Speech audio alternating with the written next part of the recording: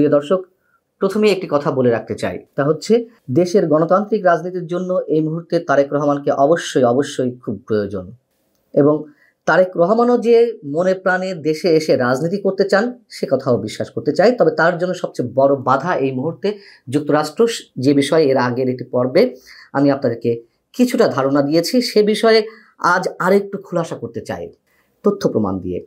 এবং আমাদের অনেকেরই ধারণা, অধিকাংশ মানুষের ধারণা যে তারেক রহমান ব্রিটেনে আছেন রাজনৈতিক আশ্রয়ে, অথবা তিনি রাজনৈতিক আশ্রয়ের জন্য, অ্যাসাইলামের জন্য আবেদন করে বসে আছেন। আসলে কি বিষয়টি তেমনই?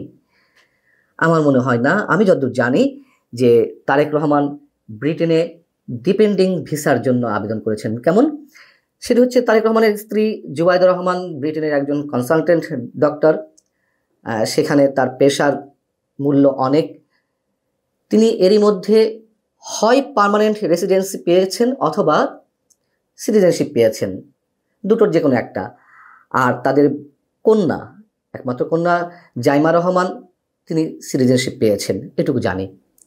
এখন তারেক রহমান হয়তো এর কোনোটিই পাননি, বা যতদূর জানি আমি, যেহেতু কোনোটিই পাননি সেহেতু ডিপেন্ডিং ভিসার জন্য তার পাসপোর্টটি ব্রিটিশ সরকারের কাছে রয়েছে। এবং তার একটি প্রমাণ যে যেহেতু তার পাসপোর্ট নেই, বাংলাদেশ সরকারের পক্ষ থেকে বলা হচ্ছে যে তিনি যাতে দেশে আসতে পারেন, তার মমতাময়ী মায়ের স্পর্শ পেতে পারেন, সঙ্গীর অবস্থায় তার মায়ের পাশে থাকতে পারেন, এজন্য একদিনের মধ্যে ট্রাভেল পাসের ব্যবস্থা করবে।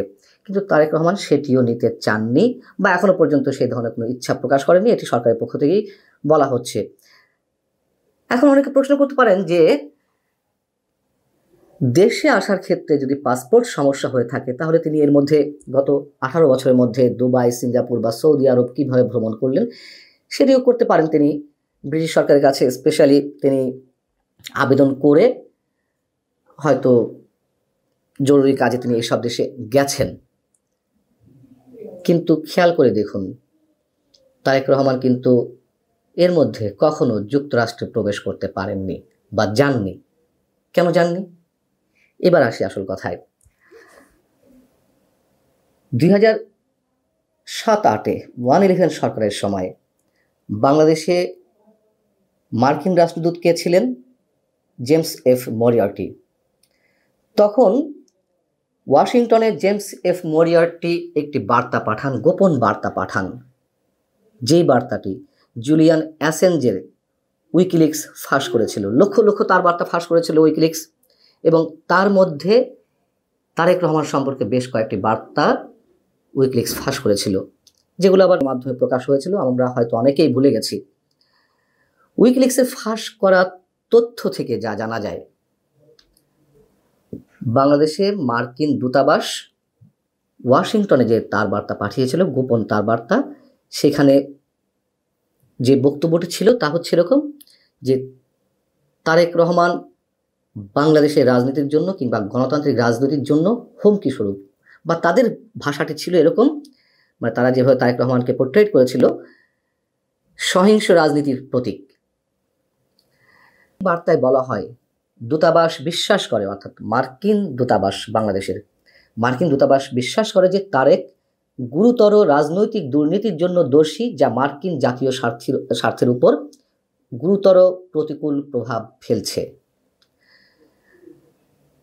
এটি জেমস এফ মরিয়ার্টি পাঠিয়েছিলেন 2008 সালের নভেম্বরের 3 তারিখে, এবং উইকিলিক্স এটি ফাঁস করেছিল 2011 সালের 30 আগস্ট। এর প্রায় 6 মাস পর আবার যখন জেমস এফ মরিয়ার্টি যুক্তরাষ্ট্রে অবস্থান করছেন, তখন বাংলাদেশে মার্কিন দূতাবাসের চার্জ ডি অ্যাফেয়ার্স গীতা পাসি, তিনি ওয়াশিংটনে আরেকটি তার বার্তা পাঠান, গোপন তার বার্তা। এতে বলা হয় তারেক রহমানের ভিসা বাতিল করার সিদ্ধান্ত নেওয়ার কথা বিবেচনা করছে মার্কিন পররাষ্ট্র দপ্তর। প্রত্যুত্তরে জেমস এফ মরিয়ার্টি লেখেন, তারেক রহমানের কর্মকাণ্ড সরকারের প্রতি জনসাধারণের আস্থা দুর্বল করেছে এবং গণতান্ত্রিক প্রতিষ্ঠানের।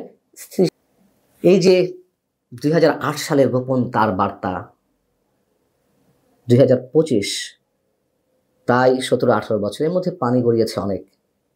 আমার ধারণা যুক্তরাষ্ট্রের নথিপত্র এখনও সেই অবস্থায় আছে। কাগজে কলমে যেভাবেই হোক তারেক রহমানের প্রতি যুক্তরাষ্ট্রের মনোভাব এই অবস্থায় এখনো পর্যন্ত আছে। এর আগে আপনাদের জানিয়েছিলাম, বা অনেকেই আমরা জানি বা বিশ্বাস করি, তারেক রহমানের জীবনের হুমকি রয়েছে বাংলাদেশে। এ কথাও সত্য, অনেকে মনে করেন, আমারও তেমনটা মনে হয়। এবং সেই হুমকিটা ইউরোপের কোনো একটি দেশ থেকে, অনেকে বলেন তুরস্ক যাদেরকে ফাইন্যান্স করছে বাংলাদেশে যেসব উগ্রবাদী গোষ্ঠী রয়েছে, সেই উগ্রবাদী গোষ্ঠী তারেক রহমানের জীবনের হুমকি। যুক্তরাষ্ট্র হয়তো এর মধ্যে তার মনোভাব বদলাতে পারত, কিন্তু যোগাযোগটা হয়তো সে পর্যায়ে হয়নি। যার কারণে এর আগের পর্বে আমি আরও একটি কথা উল্লেখ করেছিলাম। গত 15ই জুলাই লন্ডনে তারেক রহমানের সঙ্গে ডক্টর মোহাম্মদ ইউনূস সাহেবের যে বৈঠকটি হয়, 1-to-1 বৈঠক, কি এমন গিভ অ্যান্ড টেক হয়েছিল যে তারেক রহমান বিএনপির যে জোরালো দাবি ডিসেম্বরের মধ্যে নির্বাচন করতে হবে, সেটি থেকে ফেব্রুয়ারিতে চলে গেলেন। এবং অনেকেই অনেক ধরনের কথাবার্তা বলছিল, অনেক ধরনের নোংরা কথাবার্তাও হচ্ছিল। কিন্তু আমার যেটি মনে হয় সেটি হচ্ছে, এর আগেও আপনাদের বলেছি, যুক্তরাষ্ট্রের এই বিষয়টি ফয়সলা করার জন্যই সম্ভবত ডক্টর ইউনূসকে বলেছিলেন তারেক রহমান। ডক্টর ইউনূস সেটি লুফে নিয়েছিলেন এবং তারেক রহমানকে আস্থায় আনতে সক্ষম হন ফেব্রুয়ারিতে নির্বাচনের বিষয়ে। এই ছিল সম্ভবত আন্ডার টেবিল এগ্রিমেন্ট। কিন্তু ডক্টর ইউনূস সম্ভবত সেটি করেননি বিধায় বাংলাদেশে আসার ক্ষেত্রে তারেক রহমান কোনো প্রকার ভরসা পাচ্ছেন না। তার কারণ যুক্তরাষ্ট্র এখনো তার অবস্থানে আছেন। এখন যুক্তরাষ্ট্রকে আসলে কোন অবস্থানে আছে, মানে তার জীবনের হুমকি নিশ্চয় না। আগেই বলেছি, যুক্তরাষ্ট্র তার জীবনের জন্য হুমকি নয়, বরং তারেক রহমান যেটি চাইছিলেন বা চাচ্ছেন যে এদেশের নিরাপত্তার বিষয়টি যেন যুক্তরাষ্ট্র তাকে নিশ্চয়তা দেয়, অথবা ভারতের কাছেও তিনি সেই বিষয়টি আশা করেন। অনেকেই বলছেন সেই ভারতের প্রসঙ্গটিও। যেহেতু তারেক রহমান ব্রিটেনে এখনো পর্যন্ত কোনো প্রকার স্ট্যাটাস পাননি, সেখানে বসবাসের জন্য মানে অস্থায়ীভাবে আছেন, এবং আমরা জানি সেখানে অন্য কোনো দেশের নাগরিক 5 বছর থাকার পর পার্মানেন্ট রেসিডেন্সির জন্য আবেদন করতে পারেন বা সেই স্ট্যাটাসটি পেয়ে থাকেন। কিন্তু যুক্তরাষ্ট্রের নতুন যে আইন সেটি বলছে যে অন্য কোনো দেশের নাগরিককে যুক্তরাষ্ট্রে স্থায়ীভাবে বসবাস করতে গেলে ন্যূনতম 20 বছর থাকতে হবে। যদিও সেটি এখনো কার্যকর হয়নি। যদি কার্যকর হয়, অবশ্যই তারেক রহমানকে আরও কয়েক বছর অপেক্ষা করতে হবে। এটি কার্যকর হলে নিশ্চয়ই আরও অনেক ধরনের জটিলতার মধ্যে তারেক রহমানকে পড়তে হবে। সেই জায়গা থেকে ব্রিটেনের সব আশা ভরসা বাদ দিয়ে তিনি তো দেশেও আসতে পারছেন না, তার কারণ জীবনের হুমকি। যদি বিএনপি কখনো ক্ষমতায় আসে, তখন হয়তো সব ছেড়ে ছুড়ে, ব্রিটেনের সব কিছু ছেড়ে ছুড়ে তিনি বাংলাদেশে আসতে পারেন। কিন্তু এখন কি হবে? বিএনপি চেয়ারপারসন বেগম খালেদা জিয়ার শারীরিক যে অবস্থা, সেক্ষেত্রে যদি কোনো অনাকাঙ্ক্ষিত সংবাদ আমাদেরকে পেতে হয়, তাহলে নির্বাচনের আগে বিএনপির হাল কে ধরবে?